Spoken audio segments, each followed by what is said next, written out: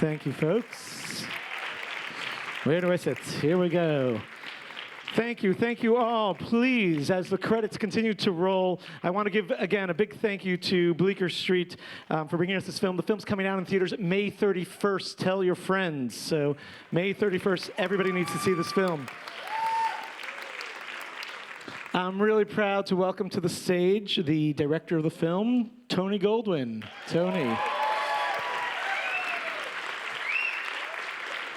As it comes up, we also have the writer of the film, Tony Spiridakis. One of the producers of the film, Bill Horberg.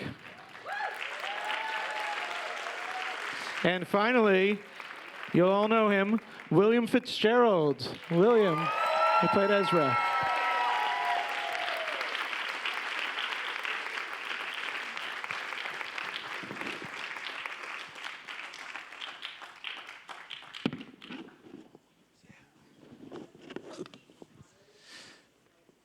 Thank you, guys. I know it's late.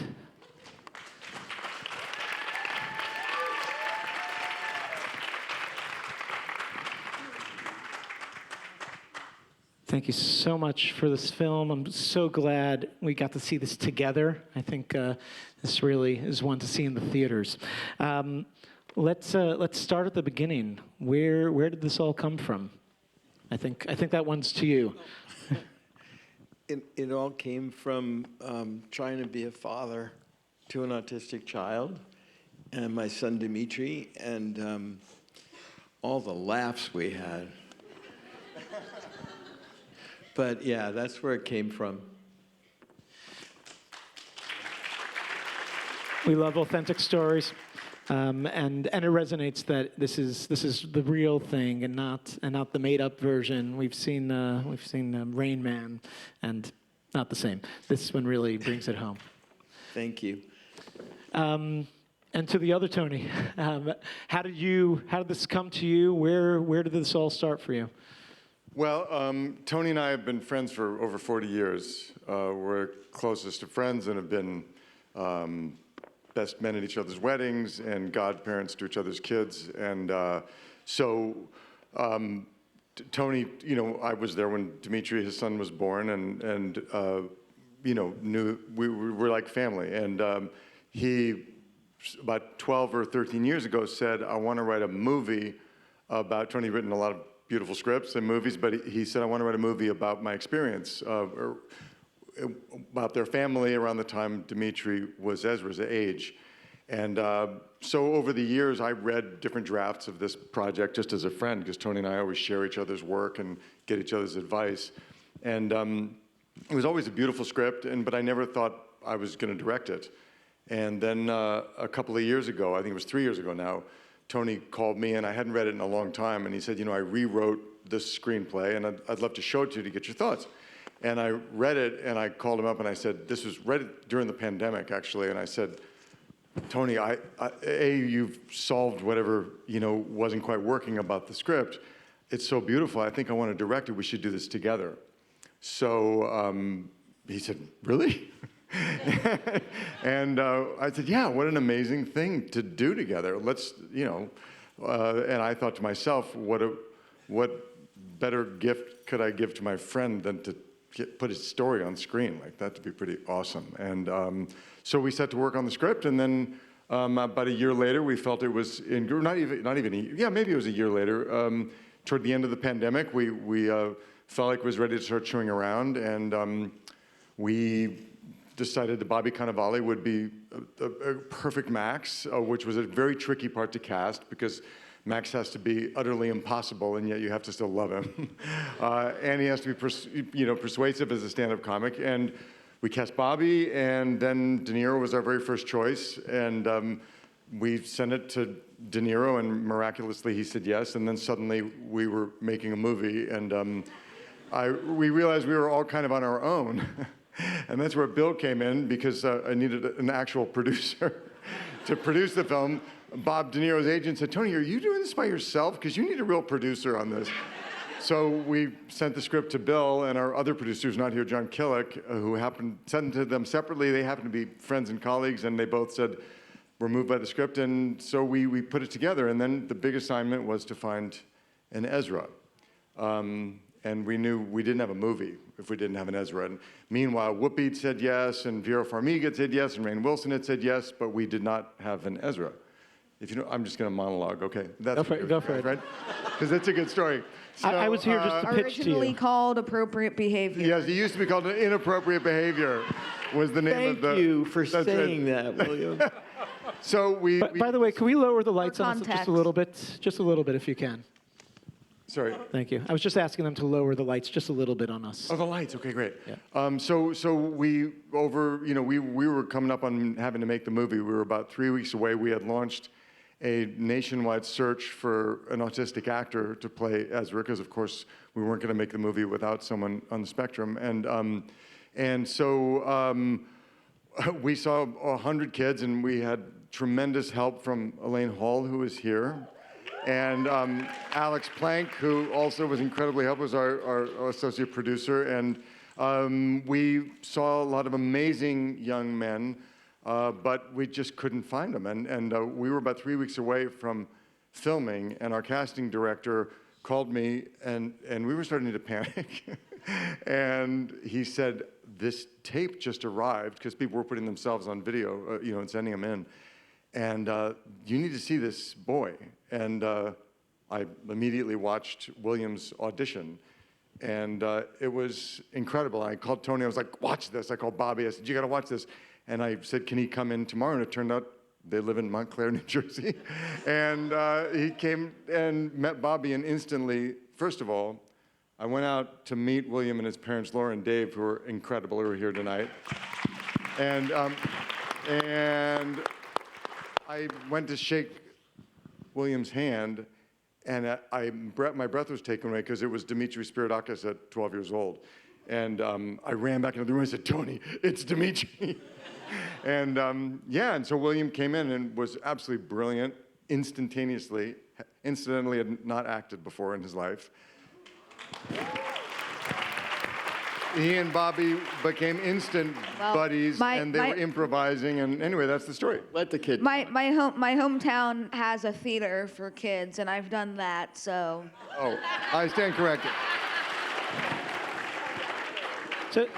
So can I ask you, how did you prepare for this role? What did you have to do to get into the role of Ezra? Well, obviously I read the script. I read my lines. But one thing we had, which was like a be with your scene partner, seeing how 95% of the time I had scenes with Bobby, we had a little saying called be with Bobby. And that was basically written all over the script by my dad. So thank you for that.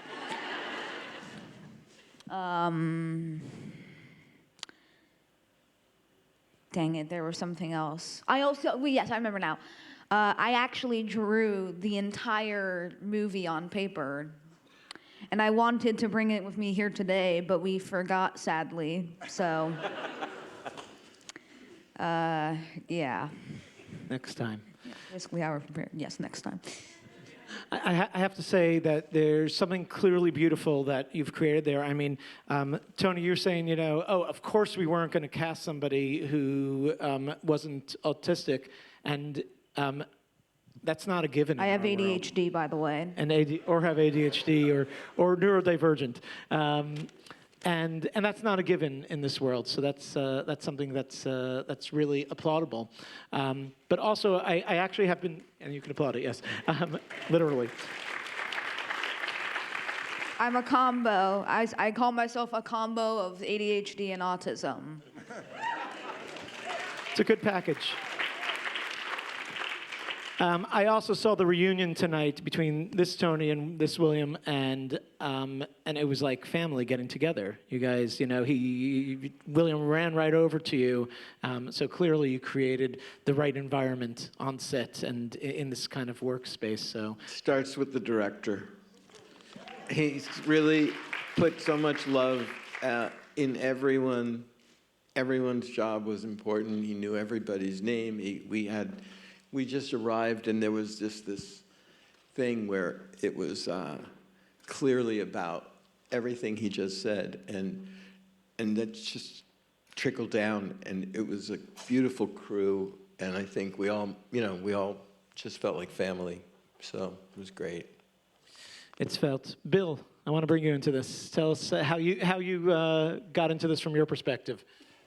Well, 40 years ago, when Tony and Tony were bonding at the Williamstown Theater, I was a young executive at Paramount, and one of the writers who was writing a script when I was there was Tony Spiridakis, and a few years later, I was the executive in charge of production on a movie called Ghost. So We've hunted you 35 down. years later, this script comes to me from Tony Goldwyn and Tony Spiridakis, and life is full of serendipity. I know they had reached out to me as a producer and had an awareness that I also have a son with autism myself. What they didn't know was I had just recently formed a partnership and started a new production company in New York, Closer Media, and Tony kind of omitted, we had De Niro, we had Cannavale, we had a movie, but actually... We had no money. We had no money. None. Yeah, so, it was, and we had De Niro locked in to these dates in September. We had like 2 weeks, and we couldn't go before, we couldn't go later. It was like, this is when you've got me. And so it was an incredibly challenging film to actually put together, and all, respect to my partner, Shin Zhang, our partners from Wayfair. They read the script overnight and said, we love this and we're in. And, there was a lot of demystification that had to go on. There were anxieties from the financing world. Well, how is this possibly going to work? And how are we going to feel safe and protected investing in this film in which the lead character is a young man on the spectrum, and he's in, virtually every scene of the movie.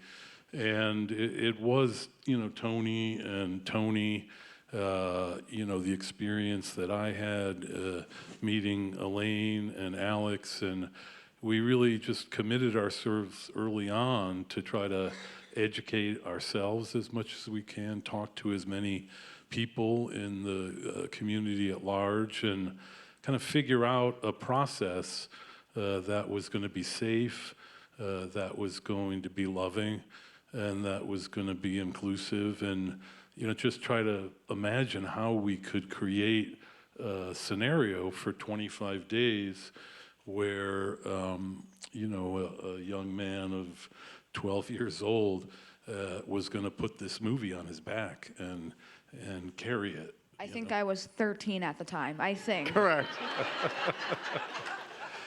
A truth teller of awesome. It's just like We call this Dimitri. guy Dimitri Mr. did that First all the Take. time. I'd say something and he'd go, "No, Dad, that's not true." My parents are gonna criticize me after this, because this isn't what we had planned. So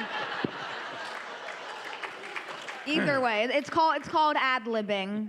Look, It was something he's look it very up. good at. Look it up. Where's this all going to go? I have to say that the film is not only doing this in the filmmaking, but actually also in the release of the film. I know you've really done your best to connect this to the community, and you're screening it here at ReelAbilities, and that to me, that means you're probably doing something right, and you're acknowledging that this is part of a community too, and that's really beautiful. I wanted to say one last thing. I mean, the cast, of course, William too, but everyone. It's an amazing cast, and you've all mentioned all these amazing names. And everyone did a fantastic job. I have to say, Robert De Niro is actually also a friend of the festivals here. He opened our festival 2 years ago, and I got a message today that he apologizes that he can't be here tonight. And obviously, this is very close to his heart. I have to say that, De Niro's, in my mind, one of the greatest actors of our time, and he's done amazing roles. He's also done some so-so roles. Are we able to admit it? He's not here, so we could admit it. Okay, you guys don't say anything. Please don't tell him that. Don't say anything. Just keep going. he is fantastic in this. He is. I was watching this, I was like, oh, I love De Niro. He is really there. Sean Horn also agrees with me about this one, right? So I have to say that it sounds like this really was a project from the heart, and I really want everyone in America to see this film. It should go so far. So folks, help spread the word. May 31st, tell all of your friends to get out there, start posting about it. But before that, join us all week at ReelAbilities and see more fantastic films that everybody needs to see. Thanks for coming out, everybody. Thank you, guys. Any last comments before we close? Well, I was hoping you would add a little more. So 2 things real quick. Tony, I have a question for you. Yes, sir. Can I ask why you cut the scene of me bonding with Ridgway from like bully to I got you? Like Yeah, I want to know that too. you introduce these William. characters Yeah. and you barely get any connection to them. Yeah, Tony. Yeah, thanks, Mike. What was that now you about? see what I was dealing with. Story structure, man. Well, I also should say, because Jackson, who plays Ridgway, I think Jackson's here tonight, right? They're right there. Okay. So I owe Jackson an explanation too. No, honestly, sometimes when you make a movie, you obviously, as you filmmakers know, you have to, take things out to give more impact to other things. And we worked really hard on that whole section at the farm. And, once that scene that William referred to, there was a scene after he has the moment where he looks the horse in the eye, which is a whole other amazing long story, which we won't tell you in this setting. But it's tradition. You've told them the story at like tons of other events at this movie. They have to go to bed. break William. the chain. Anyway, They're breaking the chain. Somebody's trying to avoid bedtime. That's what I'm getting here, right? The first answer is that there was a scene after he communes with the horse, where he and Ridgway kind of connect and make friends. And to us, it ultimately took the impact away. It was so climactic, your connection with that horse, we needed to change. So sadly, we took out this beautiful scene that Jackson was in. Sorry, Jackson. That makes sense. You're wonderful and the rest of it. So that's why, William. Please don't be mad at me. No, I won't. Now tell the horse story. The one where the horse humiliated you. Do we have a minute? Okay, this is a really good story. Yes, last one. Okay, so the horse story. That was obviously a very important scene in the movie when Ezra, he connects with this animal and we wanted to be, the light had to be absolutely perfect. And, we had a trained horse and a horse trainer and the whole thing, and we were waiting for magic hour, which is the moment right before sunset when the light is most magical, but it'll last for about 20 minutes. So we got everything set up, and we were getting ready the light was about right, and we're all set up, everything's ready to go, and William had been not so comfortable about the horse.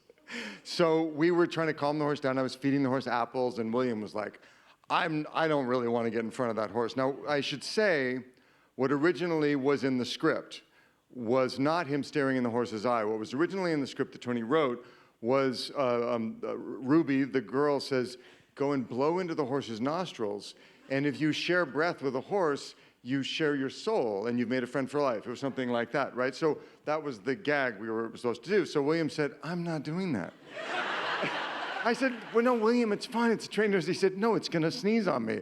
I'm not, and William was like, I'm not getting that horse's snot. I'm just not doing it.